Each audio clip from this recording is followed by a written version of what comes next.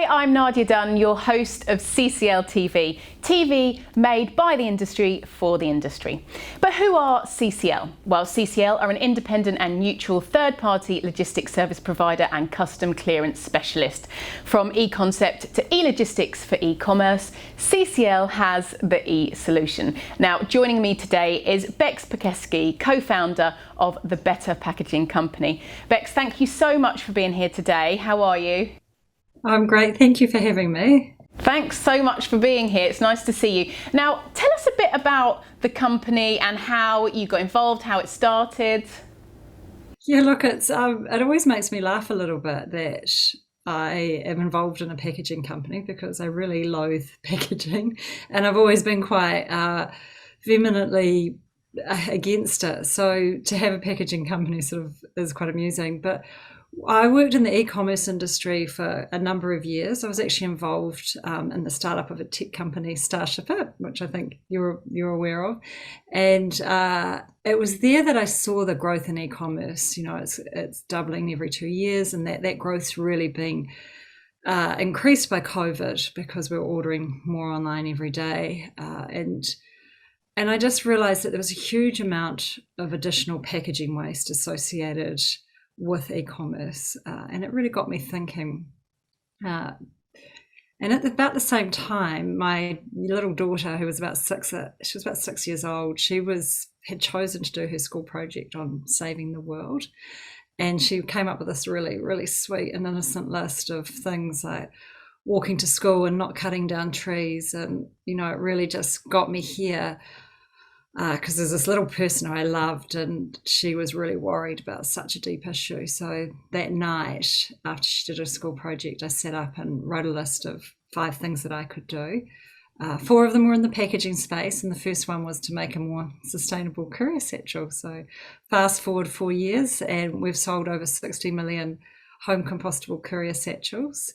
And yeah, it's a number we're incredibly proud of. Yeah, I saw a talk that you'd done in March last year and at that point you'd sold over 6 million bags, reducing the use of over 100 tons of single-use plastic, and already that's up to 60, did you say? 60 million? Yeah, it's increasing, and it could actually be more. I know this sounds crazy, but we're just running so fast that sometimes we forget to count them. Yeah, I bet. So you didn't expect this kind of feedback and uptake, I guess? No, it was amazing. You know, we launched a home compostable satchel, and we did what we thought was quite a big order, and it sold out within weeks. And so we doubled it, and then that sold out within weeks. And we just kept on doubling the order, and we kept on running now. And we've just been hanging on for dear life ever since, really. So the journey from being a tech program manager to now co-founder of this, you know, saving the world, you know, part of that. How's that been? It must be incredible to feel part of that. Yeah, look, I'm super excited to be in this industry. It's incredible, and the innovation that's coming, it's a really amazing. We just see it as an incredible opportunity, you know, to redesign the world in a more sustainable way. So it is an incredible industry to be a part of.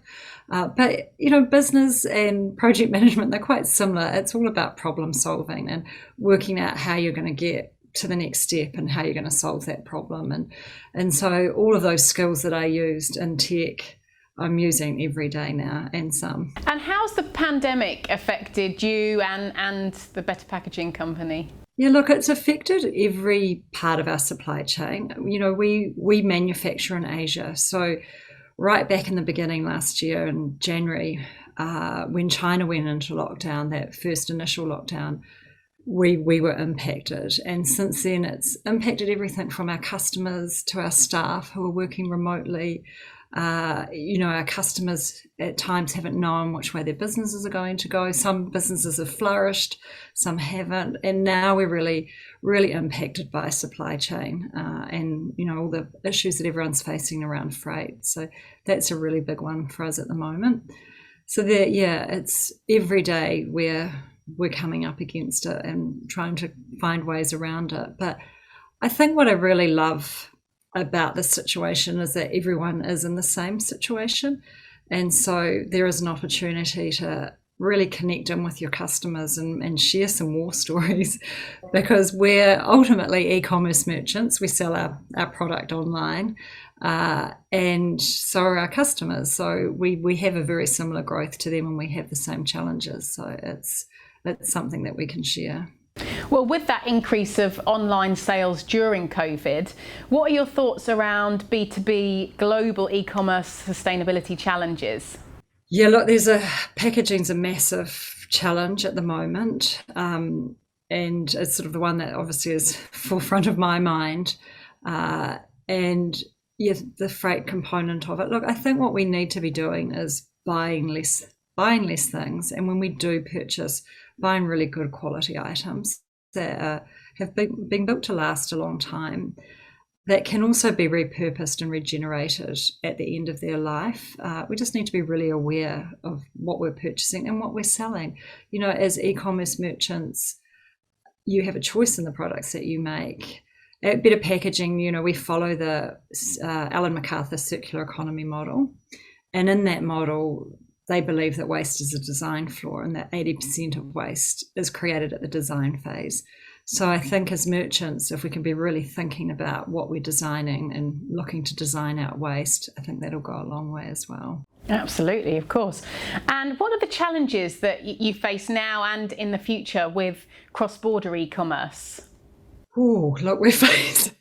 It's quite amusing because while I didn't think I'd have a packaging company, I have no experience in supply chain. So I've and Kate, my business partner, doesn't either.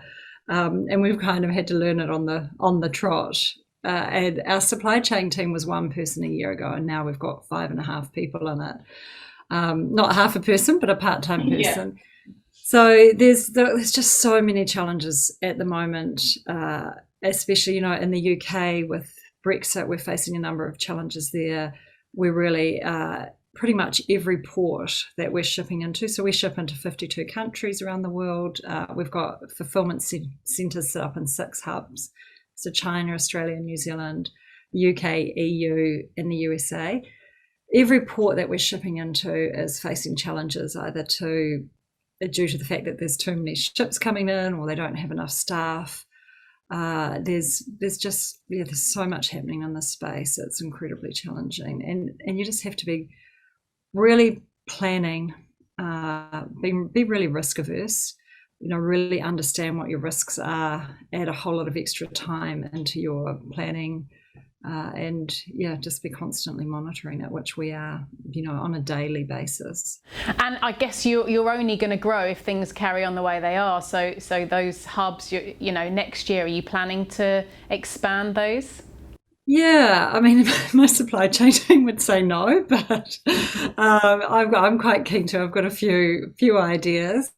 The EU's a new hub for us, which we're opening. We're just in the process of opening at the moment, so we'll let that one bed down a little bit, and then I do have a few up my sleeve. But oh well, let us know when you've got any news to share, and we'll obviously help you share that across our platforms. Yeah, that would be amazing. Now, Bex, digital marketing, you've always been involved in that from the beginning when you're established. How does that affect the company and your clients, I guess? Yeah, look, digital marketing has been a massive part of our growth. So when we launched our home compostable courier satchels, it was really important to us that we made them, you know, not only sustainable but aesthetically pleasing as well. And so we made them, you know, this really beautiful black mat, and we put some quite fun writing on them, you know, I'm a real dirtbag, and it's really tongue-in-cheek. And what we didn't realise is we'd actually sort of inadvertently started a viral marketing campaign, because they were landed up in the hands of lots of different people. And so our customers were posting about them, and they were shouting out about the fact that they were moving to sustainable packaging, which is what we expected.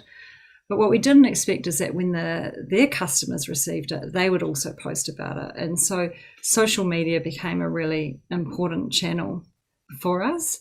And we would, in the early days, we would notice when a big brand might post about our product, our sales would go up. And we could actually see that correlation between the social media post and the sales. and really map it, and so we could really understand that impact. And so it has been an incredibly important tool for us, and one that we've used, I think, and Kate's in charge of that side of the business, and she's done an incredible job of it. Well, using the user-generated content in itself is a great tool on social media. How do you go about getting that kind of content? Yeah, look, it's for us, it's really important to be really organic with it, and go with our instinct. And it is Kate's side of the business, and it's something that she's always owned and done herself. We've never really outsourced it. We've had the odd sort of takeover, but for the most part, we've done it ourselves. And it's always been about things that are really true to us and important to us. So we've been incredibly honest, and I think the users respond to that, or the people reading the posts. So I think if you're true to who you are and to your brand, people respond to that honesty, and that's what we've really tried to do. And is there a correlation between the digital marketing channels and your overall company sales? It's a really hard one, and it's something we do discuss internally, is where sales ends and marketing starts, and I think there's so many things, especially with what we're doing, that go into generating sales for us, and social media and marketing and content is a massive part of that, especially because we have such an Instagrammable bag. We joke that we've become the first Instagram worthy courier satchel, and so it all plays a part. And we really believe, especially with a new product, when you're bringing it to market, that people need to be touched by it at least 2 or 3 times. And it might be that they receive a packaging, or a friend tells them about it, and then they see something on social media, and then they might see something like this, content like this. And I think it sometimes takes a few hits, well, it quite often does, for people to really then start to get on board. And so all channels are important to that sales process. And I know you said about the hub in the EU that you were just starting work on. Do you have any other programs or products coming next year? Yeah, look, we've literally just launched a product this week, so 2 days ago, and we're super excited about it. We've been working on it for well over a year now. And what we did last year is we had this amazing session within the team where we said, right, what would the ideal packaging solution be, regardless of what it might cost, or if the technology's out there, what would that be? And so we wrote up this list of all of the different parts of the packaging along the life cycle, from sourcing to manufacture, use, and end of life. And we were like, right, well, let's start with the sourcing part of it. What could it be made out of? Wouldn't it be incredible if we could make it out of waste? And then we were like, no, we can do better than that. Let's make it out of pollution. And then we had a whole lot of other things. It needs to be recyclable, end of life, reusable. And so we've gone out to create that product. And what we've launched this week is POLLAST, which is packaging made out of ocean-bound plastic pollution. So we're working with communities in Asia, and predominantly in Indonesia, to collect plastic pollution. So we're paying them a fair wage, and we're turning that pollution into packaging. That's absolutely incredible. It's amazing. We can't actually believe we've made it happen, and it's 100% pollution, so which is a world first. And the thing that I really love about it is it delivers on 14 of the Sustainable Development Goals, and so it's a really neat solution, because not only are you solving pollution, but you're also looking at that poverty. And I think we all know that poverty and pollution are so tightly linked that we're not going to solve one without the other.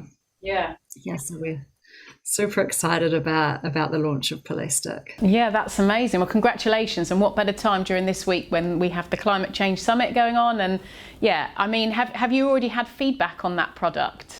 Yeah, with POLLAST. So yeah, it's been incredibly well received. We do have a number of really well-known brands piloting. So we did a kind of pilot launch a few months ago, just to test the market and work through the process, and it's just been incredibly well received. So we've got brands all around the world piloting it and using it, and then the launch is going incredibly well as well. Oh, well, congratulations again. That's really incredible.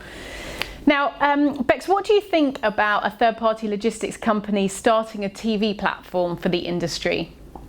Yeah, look, I love it. I think it's the modern way, right? We've got to be sharing the knowledge that we have and passing it on to people. And I think it's really fresh and new. Excellent. Well, thank you so much again for joining us. It's been really lovely to talk to you. Before you go, I'd like you to tell us, if you were stranded on a desert island, which book or album could you not live without? Oh, look, it's such a hard one. But I definitely love all the oldies music. So I think for me it would actually be Pink Floyd, How I Wish You Were Here, because I think that's one album that I could listen to on repeat over and over again and never grow tired of it. Oh, great choice. Excellent. Thank you so much again, Bex. It's really lovely to speak to you, and hopefully we'll speak to you again. Good luck with POLLAST, and remember that CCL are much more than packages.